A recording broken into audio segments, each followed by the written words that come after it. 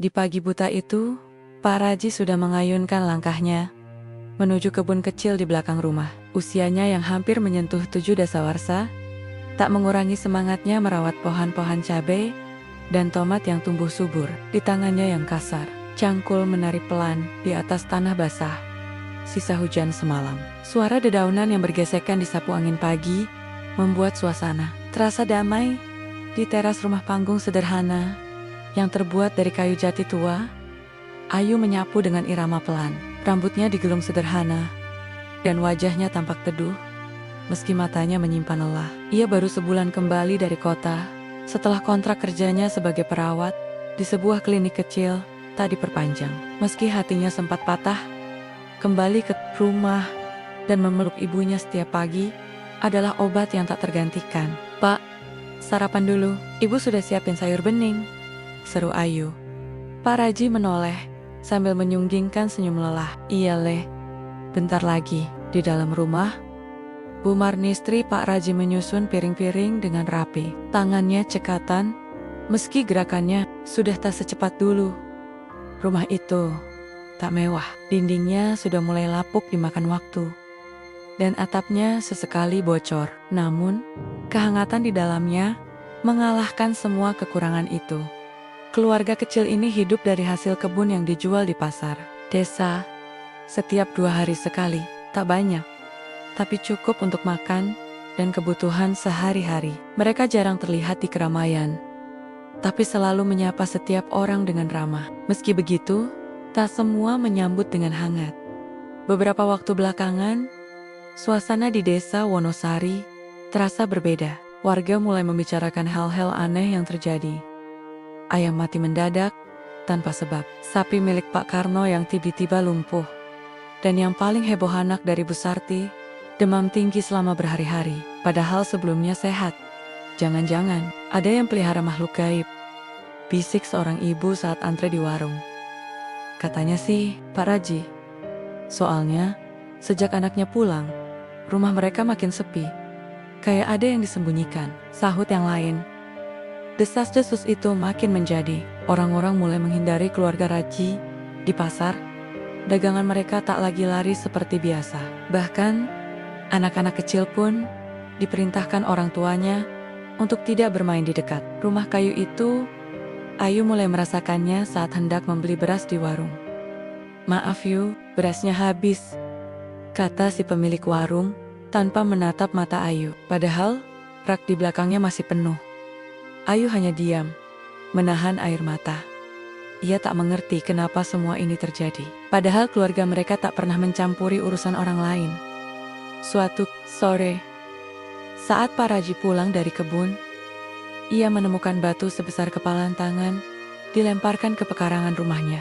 Di atasnya tertulis dengan arang, "Pulangin setanmu." Ia hanya terdiam, tak berkata apa-apa pada istri dan anaknya malam itu. Tapi sejak hari itu, Pak Raji mulai tidur lebih larut.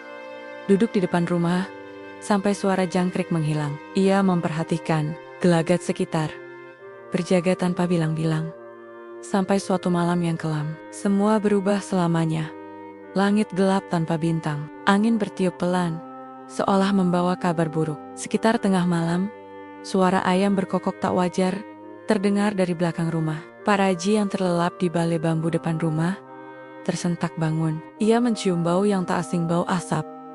Matanya main kari-kari sumbernya, dan hatinya terhenti. Api berkobar dari sisi timur rumah, tepat di dekat dapur. Asap tebal mulai mengepul, dan kobaran menjalar cepat ke bagian dalam rumah kayu itu. "Marni, Ayu!" teriak Pak Raji panik, berlari mendobrak pintu. Suara batuk dan teriakan kecil terdengar dari dalam. Ia berhasil menerobos masuk ke ruang tengah.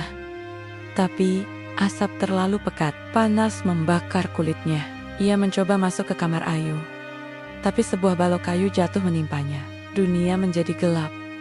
Tak lama, warga mulai berdatangan, tapi tak ada yang berani memadamkan api. Mereka hanya berdiri, menyaksikan rumah itu terbakar habis. "Sudah, itu hukuman," bisik seseorang. "Ya, orang yang bermain sama setan pasti dibakar neraka," sahut yang lain dengan suara bergetar. Beberapa menit kemudian, Pak Raji diseret keluar dari puing-puing. Tubuhnya hangus sebagian, tapi masih hidup. Ia pingsan. Istri dan anaknya tak terselamatkan. Keesokan paginya, hanya arang dan puing yang tersisa. 2 tubuh terbakar, ditemukan di dalam kamar belakang. Tangis Raji pecah saat sadar. Tapi tak satu pun warga yang mendekat. Tak ada yang mengucapkan belasungkawa. Tak ada yang memeluk atau menghibur. Yang ada hanya bisikan, tajam, dan menuduh. Itu akibat ilmu hitamnya. Istrinya saja ikut terbakar. Pantas saja hewan kita mati. Rumahnya saja dilahap api. Dia harus diusir. Jangan sampai nasib kita sama. Pak Raji mendengar semuanya. Ia duduk di tepi makam, sementara istri dan anaknya menggenggam segenggam tanah, dan dalam diam, ia berucap lirih. Aku akan diam, tapi aku tak akan lupa. Hari itu, langit mendung seolah ikut berkabung. Embusan angin membawa bau kayu gosong yang masih tertinggal di udara. Puing-puing rumah Pak Raji belum sepenuhnya dibersihkan arang hitam, dan serpihan genteng berserakan, menjadi saksi, bisu, tragedi. Malam kelam yang merenggut 2 nyawa tak bersalah. Pak Raji duduk di bel-bel kayu balai desa, dengan wajah lebam, luka bakar di lengan yang belum kering, dan mata yang merah, karena kurang tidur dan terlalu banyak menangis. Ia menunduk dalam diam. Di hadapannya, Kepala Desa Wonosari, Pak Darmo, hanya menggeleng pelan. Jadi, Bapak tetap ngotot, bilang rumah Bapak dibakar orang, tanya Pak Darmo. Suaranya datar nayoris dingin. Pak Raji mengangguk lemah. Saya mencium bau minyak tanah. Pak, dan saya yakin bukan kompor. Saya matikan sendiri sebelum tidur. Beberapa warga yang hadir mulai berbisik-bisik. Terdengar gerutuan tak percaya. Sudah jelas-jelas itu azab. Ngaku sajalah. Pasti habis ritual. Apinya lepas. Pak Raji menoleh. Matanya menatap mereka satu persatu. Saya tidak pernah menyimpan ilmu hitam. Saya hanya petani, hidup dari tanah, dari cucuran keringat. Namun, tak ada yang mau mendengar. Kepalanya tertunduk kembali, berat oleh beban fitnah yang terus menumpuk. Pak Darmo berdiri. Raji, demi ketenangan desa, saya minta kamu menyingkir dulu. Bukan berarti kamu bersalah, tapi warga sudah resah. Pak Raji menatap lurus ke mata kepala desa. Kalau saya tidak bersalah, kenapa saya harus pergi? Tak ada jawaban, yang ada hanya tatapan kosong dan tangan yang menunjuk pintu. Keesokan harinya, Pak Raji berjalan ke masjid kecil di ujung desa untuk salat subuh. Namun sebelum ia sempat melepas sandal, seorang pria tua penjaga masjid menahannya. Maaf Ji, jangan dulu salat di sini. Banyak yang keberatan. Pak Raji mengernyit, tak mengerti. Keberatan kenapa? Katanya. Bawa najis, rumahmu dibakar. Karena kamu pelihara makhluk halus. Haram hukumnya salat bareng kamu. Seolah tak cukup menyakitkan. Beberapa hari kemudian, warung kecil milik Nia Setu Satania, sumber penghasilan setelah kebun, ikut hangus dilempari batu. Saat ia tak ada, makanan berserakan, rak roboh, dan di pintunya seseorang menulis dengan cat merah. Pengikut setan dilarang jualan. Anak-anak kecil mulai menirukan apa yang didengar dari orang tua mereka. Setiap kali Pak Raji lewat, mereka melempar batu kecil sambil berteriak, "Dukun, dukun, bakar lagi rumahnya!" Di jalanan, ibu-ibu menutup pintu saat ia lewat. Tak ada satupun tetangga yang menawarkan bantuan. Bahkan, untuk sekadar menegur atau memberi segelas air. Ia menjadi hantu yang bernapas hidup, tapi dibuang. Terlihat, tapi diingkari. Yang paling menyayat adalah ketika ia berdiri di depan 2 gundukan tanah merah yang baru. Makam istri dan anaknya. Tanpa nisan, tanpa nama. Hanya dibatasi 2 batang bambu yang ditancapkan seadanya. Ini belum layak disebut kuburan, kata seorang ustaz yang menolak mengimami doa saat pemakaman. Orang-orang yang berkaitan dengan syirik tidak bisa kita doakan. Pak Raji jatuh berlutut di atas tanah merah itu, menciumi setiap genggamnya. Air matanya tumpah tak terbendung, tangannya bergetar, seolah menggenggam wajah mereka berdua untuk terakhir kalinya. Salah apa kalian? Sampai harus pergi begitu? Tak ada jawab. Tanah tetap dingin, langit tetap bisu. Hari-hari berlalu dalam kehampaan. Pak Raji tidur di saung terbuka, bertahan dengan nasi basi dan air sumur. Beberapa warga bahkan bersorak ketika mendengar ia sakit demam. Bagi mereka, itu balasan yang setimpal. Namun di tengah semua kegelapan itu, ada satu tetangga yang masih menyisakan belas kasih. Mbah Leman, seorang duda tua yang hidup sendiri, datang diam-diam suatu malam, membawa sehelai kain kafan. Aku nggak bisa banyak bantu, Ji, tapi kain ini dulu dibelikan almarhum istrimu buatmu. Katanya kalau kamu mati, dia mau ngafani kamu sendiri. Sekarang, aku titipkan dulu, siapa tahu kamu butuh buat mulai hidup yang baru. Pak Raji memeluk kain itu, tubuhnya gemetar. Tak ada kata yang bisa keluar dari bibirnya selain isak tertahan.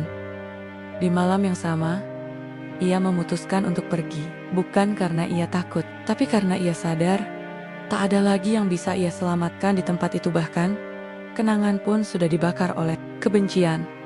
Dengan langkah berat, ia melewati jalanan desa yang sepi, hanya suara jangkrik dan angin yang mengiringinya. Di tikungan terakhir sebelum keluar dari batas desa, ia menoleh sekali lagi ke arah rumahnya yang sudah menjadi arang. Disinilah ia dilahirkan, mencintai, membangun rumah tangga, dan akhirnya dikhianati. Ia berbisik pelan pada bayangan gelap di kejauhan, aku akan diam, tapi aku tak akan lupa siapa yang menyalakan api pertama. Sebuah kota kecil bernama Pasir Jati menjadi persinggahan berikutnya dalam perjalanan sunyi. Pak Raji, letaknya sekitar 3 jam berjalan kaki dari desa Wonosari, terpisah oleh hamparan sawah dan bukit-bukit kecil yang sepi. Di tepi kota itulah, di antara rerimbun bambu dan kebun kosong milik warga, ia membangun gubuk kecil dari sisa papan dan terpal bekas. Tak ada listrik, tak ada air ledeng, hanya sumur tua dan pelita minyak yang menemaninya setiap malam untuk menyambung hidup. Pak Raji membuat sapu lidi dari pelepah kelapa, lalu menjualnya ke pasar dengan harga murah. Di sela waktu, ia menyabit rumput untuk pakan ternak warga sekitar. Hasilnya tak banyak, tapi cukup untuk membeli beras, garam, dan sesekali minyak goreng. Lebih dari itu, ia tidak meminta apa-apa lagi dari dunia.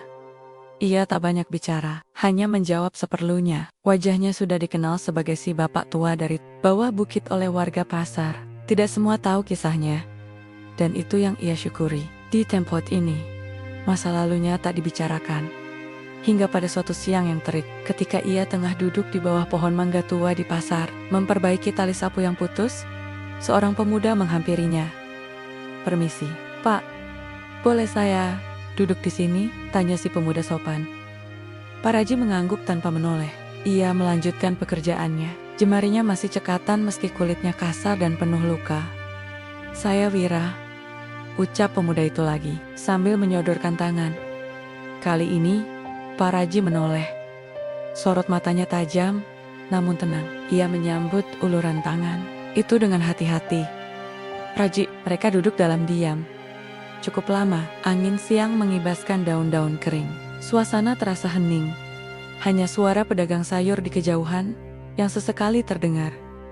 Wira akhirnya membuka suara lagi. "Saya sedang menulis skripsi tentang kasus kekerasan sosial di desa. Saya mendengar beberapa cerita soal Bapak." Pak Raji tak bereaksi. "Cerita yang tidak lengkap," lanjut Wira hati-hati.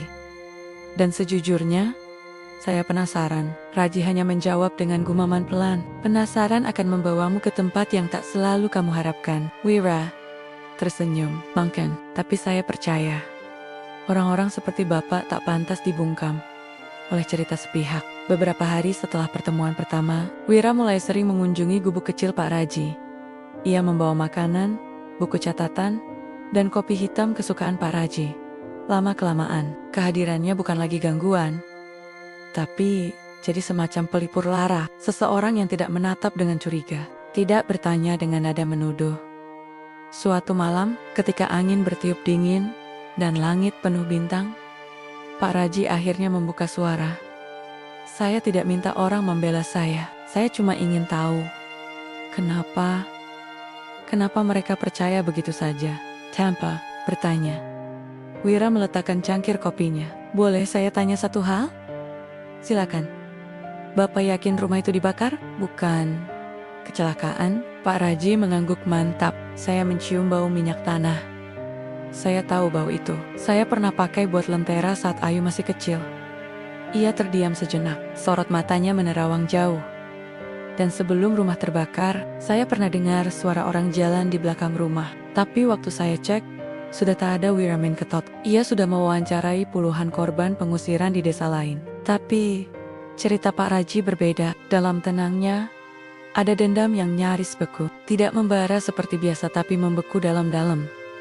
Ada orang yang dulu pernah minta bantuan saya, kata Raji pelan. Namanya Sarmin. Dia mandor perkebunan. Dulu, dia minta saya bantu urus surat tanah ke kepala desa. Karena saya lebih dikenal, tapi saya tolak. Karena tahu tanah itu bukan haknya. Wira mengangkat alis. Sarmin, namanya pernah disebut juga di laporan yang saya baca. Ada catatan soal konflik lahan di desa Wonosari tahun lalu. Pak Raji hanya mengangguk. Sejak itu, dia mulai dingin sama saya. Tapi saya tak pernah sangka sampai sejauh itu. Wira merasa ini bukan sekadar dugaan. Ia memutuskan untuk menyelidiki lebih jauh. Ia kembali ke kampusnya dan menghubungi seorang dosen yang memiliki akses ke arsip kelurahan dan laporan-laporan warga yang pernah ditulis, namun tak pernah dipublikasikan. Beberapa minggu kemudian, Wira kembali membawa satu lembar fotokopi tua. Ia menunjukkannya pada Pak Raji sambil menarik napas panjang. Ini laporan warga tentang malam kebakaran. Pak Raji menerima kertas itu dengan tangan gemetar. Tulisan tangan sederhana. Laporan dari seorang warga bernama Sutaryo. Sekitar pukul 8 malam, saya melihat bayangan seseorang berlari dari sisi belakang rumah Pak Raji. Saya kira maling, tapi ketika saya melapor ke Pak Lurah, beliau bilang jangan macam-macam. Saya disuruh diam, kalau tidak ingin bermasalah. Pak Raji membaca berkali-kali, seolah tak percaya. Pak Lurah tahu, gumamnya. Wira mengangguk, tapi laporan ini tak pernah dimasukkan ke dokumen resmi. Hilang. Kalau bukan karena saya akses salinan arsip lama dari kampus, mungkin tak akan pernah muncul. Pak Raji menatap langit malam, yang kini tampak lebih pekat dari biasanya. Lehernya bergetar, tapi tak mengucap apa-apa. Hatinya mulai membuka lembaran baru. Lembaran yang penuh tanya dan amarah, tapi juga harapan. Untuk pertama kalinya setelah sekian lama, ia tahu, ia tidak gila. Ia tidak berhalusinasi. Ada seseorang yang tahu, ada seseorang yang melihat. Dan kini, ia tidak sendiri. Langkah mereka pelan saat melewati batas desa Wonosari. Ditemani desir angin pagi yang membawa aroma tanah basah. Tak ada yang tahu bahwa Pak Raji kembali. Tak ada yang menyambut. Dan tak seorang pun yang menyangka ia akan punya keberanian menginjakkan kaki lagi di tanah yang pernah membakarnya, hidup secara harfiah maupun batiniah. Ia berjalan berdampingan dengan Wira, mengenakan caping lebar dan membawa karung di punggung, menyamar sebagai petani biasa. Mereka datang tidak untuk konfrontasi, melainkan untuk mendengarkan, untuk menggali kebenaran yang telah lama dikubur di bawah timbunan kebohongan dan rasa bersalah. Saya masih hafal jalan ke rumah Pak Leman, bisik Pak Raji lirih. Matanya menyapu jalan kecil berbatu yang pernah menjadi tempat ia bermain saat muda. Rumah pertama yang mereka datangi adalah rumah tua bercat hijau pucat, milik Mbah Leman, tetangga satu Setania, yang dulu memberinya sehelai kain kafan. Mbah Leman yang sudah renta terkejut bukan main melihat Raji'i berdiri di depan pintunya. Raji'i, astagfirullah, kamu masih hidup? Lirihnya, mata berkaca-kaca. Pak Raji tersenyum tipis. Masih, Mbah. Tuhan belum izinkan saya ikut istri dan anak saya. Mereka dipersilakan masuk. Wira memperkenalkan diri. Dan setelah beberapa teguk teh pahit dan keheningan yang tegang, barulah percakapan mengalir. Mbah Leman bercerita bahwa setelah Raji pergi, beberapa warga mulai jatuh sakit. Beberapa kehilangan keluarga, termasuk anak Bu Sarti yang dulu paling keras menuduh Raji. Mereka mulai bertanya-tanya, benarkah ini kutukan? Atau hanya karma? Saya tahu kamu tidak bersalah, Ji. Tapi kami terlalu takut buat ngomong. Pada siapa? Tanya Wira cepat. Mbah Leman terdiam, matanya menatap keluar jendela. pada Sarmin? Jawabnya singkat. Wira dan Raji tak berhenti di situ. Mereka berjalan dari satu rumah ke rumah lain, berpura-pura sebagai pembeli rumput atau pengunjung lama. Beberapa warga masih menyipitkan mata curiga, tapi ada pula yang akhirnya menyambut dengan gelagat aneh campuran malu, takut, dan menyesal. Salah satu yang paling mengguncang adalah Pak Suro. Dulunya sahabat dekat Raji ia. Kini menderita stroke ringan. Separuh tubuhnya lumpuh. Saya ikut melempar batu ke rumahmu malam itu, kata Pak Suro terbata. Saya kira kamu memang pelihara setan. Sarmin bilang, kalau kita nggak bertindak, nanti satu desa kena. Kenapa kamu percaya begitu saja? Tanya Raji. Suara pelan tapi menusuk. Pak Suro menangis. Karena kami bodoh. Dan karena dia ancam kami. Nama Sarmin muncul berulang-ulang. Dulu mandor kebun. Kini katanya punya usaha pengolahan kayu kecil. Seorang yang dulu tampak sopan dan pemurah tapi diam-diam menyimpan dendam lama. Konon, Sarmin pernah berebut tanah garapan dengan Raji. Dan kalah karena tak punya surat sah. Ia mulai menyebar desas-desus tentang Raji yang punya ilmu agar tak ada yang percaya padanya. Orang itu bukan cuma fitnah, kata seorang ibu yang kehilangan 2 anak karena demam misterius. Dia adu domba dan kami termakan semuanya. Wira makin penasaran. Ia mengatur janji dengan seorang pemuda bernama Tony, anak dari salah satu mantan anak buah Sarmin. Tony kini bekerja sebagai sopir truk, tapi pernah terlibat dalam pekerjaan gelap saat muda. Mereka bertemu diam-diam di belakang pasar. Aku gak bisa lama-lama, kata Tony gugup. Tapi aku tahu malam itu yang bakar rumah Pak Raji bukan kecelakaan. Apa kamu lihat langsung? Desak Wira. Tony menggeleng. Enggak, tapi aku tahu siapa yang disuruh. Anak buah Bapak Sarmin.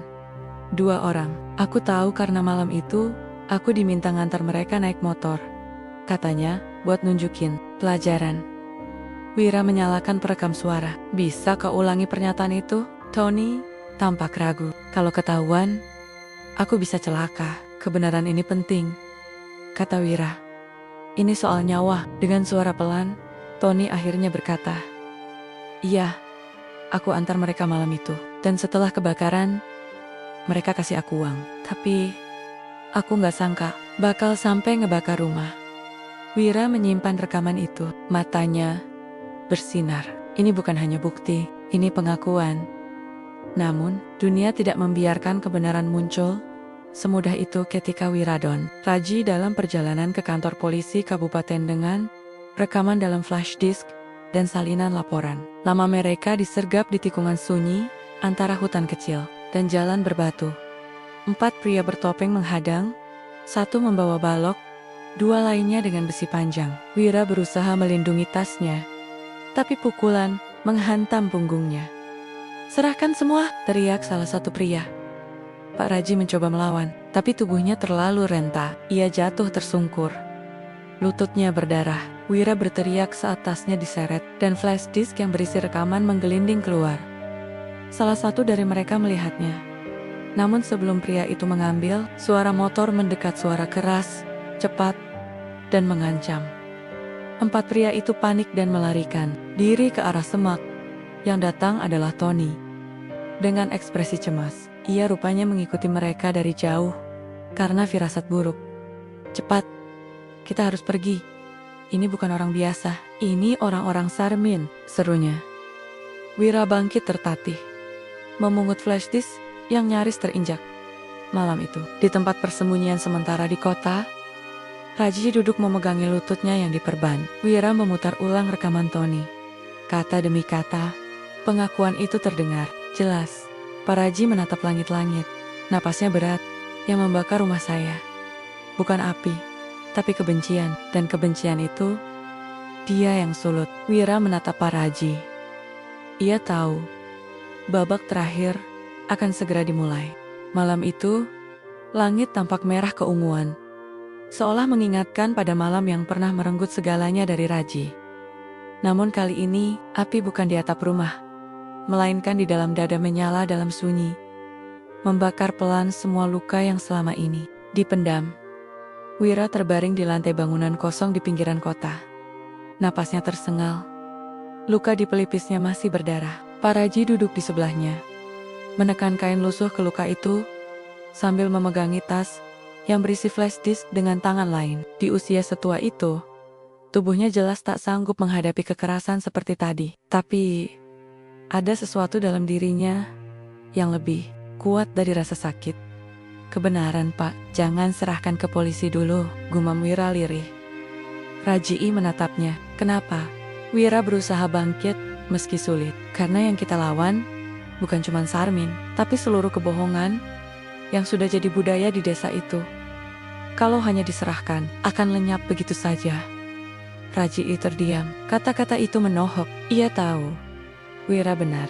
Satu bukti mungkin bisa masuk meja hukum, tapi tidak cukup untuk mengubah luka yang sudah tertanam puluhan tahun di kepala orang-orang yang pernah percaya bahwa dirinya setan. Kalau begitu, ucap Raji pelan, biar aku sendiri yang bicara. Keesokan harinya, Desa Wonosari, seorang laki-laki tua berdiri di depan balai desa dengan pengeras suara tua yang dipinjam dari musyalah. Bajunya lusuh, wajahnya penuh bekas luka, tapi matanya tajam dan penuh nyala. Namanya disebat-sebat. Sejak subuh, Pak Raji kembali. Warga mulai berdatangan. Ada yang penasaran, ada yang gelisah. Tak sedikit pula yang berbisik-bisik ketakutan. Di antara mereka, Sarmin berdiri dengan wajah penuh amarah, mencoba menjaga sikap seolah tak terjadi apa-apa. Namun Raji tak datang sendiri. Di sampingnya, Tony, anak dari mantan anak buah Sarmin, berdiri dengan kepala tertunduk di ponsel yang siap memutar rekaman suara. Selamat pagi Wonosari. Suara Raji terdengar tenang namun menusuk. Namaku Raji. Dulu aku tinggal di ujung timur desa ini, tapi malam itu rumahku dibakar. Anakku dan istriku mati, dan aku dituduh sebagai dukun. Warga mulai gaduh, beberapa menunduk, beberapa hanya memandang nanar. Selama bertahun-tahun, aku diam. Tapi hari ini, kebenaran harus bicara. Tony maju, dengan tangan gemetar, ia menyalakan perekam. Suara dirinya sendiri terdengar. Aku antar mereka malam itu. 2 anak buah Pak Sarmin disuruh bakar rumah Pak Raji. Geger. Suara riuh langsung meledak di antara kerumunan. Ada yang menjerit, ada yang menyumpah, ada pula yang memandang Sarmin dengan sorot tak percaya. Bohong, itu suara rekayasa, teriak Sarmin, maju dengan wajah merah padam. Namun Wira muncul dari belakang. Meski tertatih, menunjukkan dokumen, salinan laporan warga lama, catatan pengakuan, dan bukti rekening dari kepala desa ke rekening Sarmin bertahun lalu. Pak Darmo, kepala desa, pucat seketika. Saya diberi sumbangan. Tidak tahu itu untuk menutupi kebakaran, katanya gemetar. Tapi Anda suruh saksi diam, sahut Wira. Anda tahu betul siapa pelakunya. Mata warga mulai berpindah dari Sarmin ke kepala desa. Tak ada lagi yang bisa disembunyikan. Mereka mulai menyadari, bukan Raji yang membawa bencana, tapi mereka sendiri yang dengan mudah mempercayai kebencian. Tanpa pernah bertanya, Sarmin mencoba lari, namun warga menghadangnya. Kita percaya sama kamu, Min, teriak salah satu bapak. Anakku mati karena kamu adu domba kami, seru ibu-ibu sambil menangis.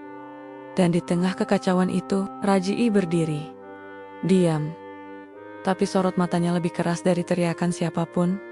Beberapa hari kemudian, keadilan mulai ditegakkan. Sarmin ditahan, kepala desa dicopot, Tony diberi perlindungan sebagai saksi. Dan untuk pertama kalinya dalam belasan tahun, nama Rajii disebut dalam doa, bukan kutukan.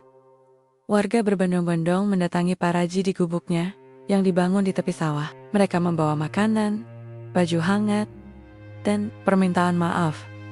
Namun Rajii hanya tersenyum kecil. Saya tidak marah, tapi saya tidak bisa tinggal di tempat yang membakar istri dan anak saya, lalu meminta saya menanam benih baru di atas abu mereka. Bieber meneteskan air mata, tapi mereka mengerti. Di bukit kecil di sebelah timur desa, 2 batu nisan baru berdiri. Satu bertuliskan Marni binti Suwarni, Satu lagi Ayu binti Roji. Dikelilingi bunga melati yang masih segar. Di sekelilingnya, warga berdiri, diam dalam doa. Paraji datang terakhir. Ia berdiri di depan dua makam itu, menggenggam tanah, dan meletakkan sehelai sapu lidi buatan tangannya. Bukan sebagai persembahan, tapi sebagai penanda bahwa semua luka telah ia bersihkan sendiri. Tanpa kata, ia berpaling, berjalan menuruni bukit. Ia tak menoleh. Tak perlu, karena ia tahu mereka akan mengingatnya bukan lagi sebagai dukun, tapi sebagai lelaki yang bahkan lidahnya tak bisa dibakar oleh fitnah. Di sudut kota kecil yang tak tercantum dalam banyak peta, berdiri sebuah warung sederhana beratap seng. Tak ada papan nama, hanya tirai bambu yang bergoyang setiap kali angin lewat. Di dalamnya, aroma kopi hitam dan gorengan hangat menguar, menyambut siapa saja yang masuk. Warung itu milik seorang lelaki tua bernama Raji. Rambutnya telah seluruhnya memutih, dan kulitnya keriput oleh waktu dan matahari. Ia dikenal sebagai kakek Ji oleh anak-anak sekitar, yang gemar duduk di bangku panjang sambil menunggu gorengan matang. Tak banyak yang tahu asal-usulnya. Tak banyak pula yang berani bertanya, karena meskipun ia murah senyum, ia jarang bicara. Setiap pagi, ia membuka warung lebih awal dari siapapun, menyapu halaman, menyalakan kompor arang, lalu duduk sebentar, menatap ke langit timur, arah dari mana matahari terbit, dan di mana Wonosari pernah menjadi tempat ia membangun. Dan, kehilangan hidupnya, Wira sering datang, duduk di pojok warung, memesan kopi tanpa gula, lalu berbincang, atau sekadar membaca. Sudah beberapa bulan sejak buku yang dibakar tak selalu salah diterbitkan. Buku itu berisi kisah Raji dari awal hingga akhir. Dari kehidupan damainya, fitnah kejam, kebakaran, pengusiran, hingga akhirnya pengungkapan kebenaran. Wira menulisnya dengan sangat hati-hati, mencatat dengan jujur, dan tidak menyembunyikan peran siapapun. Buku itu menjadi viral, dibicarakan di forum-forum literasi, diperdebatkan di kelas-kelas sosiologi, dibaca dalam kelompok diskusi pemuda-pemudi desa. Tapi lebih dari itu, buku itu membuka luka banyak tempat yang serupa dengan Wonosari yang pernah percaya bahwa satu kebohongan bisa jadi kebenaran, hanya karena diucapkan baru Mairami. Paraji sekarang jadi tokoh. Loh, kata Wira suatu sore, sambil tersenyum. Raji hanya tertawa kecil, menyeruput kopinya. Saya cuma orang tua yang masih bisa bangun pagi. Itu saja sudah cukup. Tapi kisah Bapak menyadarkan banyak orang. Bahkan ada kelompok pemuda desa dari tempat lain yang ingin bertemu langsung. Raji menggeleng pelan. Biarlah mereka belajar dari cerita, jangan dari luka. Di Wonosari sendiri, perubahan berjalan lambat, tapi pasti. Kepala desa yang baru, seorang wanita muda bernama Lestari, membuka ruang pengakuan. Ia mengadakan diskusi rutin soal fitnah dan keadilan sosial. Di sekolah dasar, guru-guru mulai mengajarkan pentingnya berpikir kritis, bertanya sebelum menghakimi. Tapi tentu saja, tidak semua bisa sembuh. Beberapa orang masih merasa malu, sebagian masih menyangkal. Ada juga yang merasa terlalu tua untuk mengubah keyakinan. Tapi satu hal yang tak bisa dibantah adalah kebenaran telah muncul dan tidak akan bisa dikubur kembali. Makam istri dan anak Pak Raji kini bersih dan terawat. Beberapa warga secara sukarela menaburkan bunga setiap minggu, bukan sebagai upaya menebus, karena mereka tahu tak ada yang bisa menebus kehilangan itu, tapi sebagai bentuk penghormatan kepada dua jiwa yang dibakar oleh kesalahan kolektif.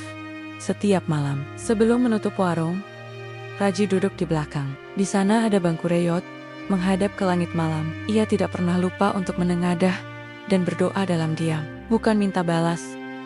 Ia sudah lewat dari tahap itu. Yang ia minta hanya satu, agar Marni dan Ayu tenang di sisinya. Egar, Cekesuk, hari mereka bertiga bertemu kembali, ia tak membawa amarah, hanya cerita. Ternyata tidak semua orang bisa melihat luka, bisiknya pada bintang, tapi semoga cukup banyak yang bisa mendengarnya. Pada peringatan Hari Desa yang digelar setahun setelah pengungkapan kasus Sarmin, warga Wonosari mengadakan acara sunyi. Tidak ada musik, tidak ada sorak-sorai, hanya doa bersama, pembacaan puisi oleh anak-anak sekolah, dan sebuah pengungkapan yang membuat semua terdiam. Sebuah monumen kecil, dibangun dari batu alam, dan ditaruh di taman desa. Tidak ada nama, tidak ada gambar wajah, hanya ukiran kata-kata. Maaf, tak akan menghidupkan kembali, tapi kebenaran akan selalu menemukan jalannya. Wira yang hadir di sana sempat terisak. Ia merekam monumen itu, lalu mengirimkannya pada Paraji lewat pesan singkat. Tak ada balasan dari Raji. Tapi malam itu, ia menutup warung lebih cepat. Dan seperti biasa, duduk di bangku reyotnya, menatap ke langit. Malam itu lebih hangat dari biasanya. Dan untuk pertama kalinya, ia tersenyum. Bukan pada orang lain, tapi pada dirinya sendiri.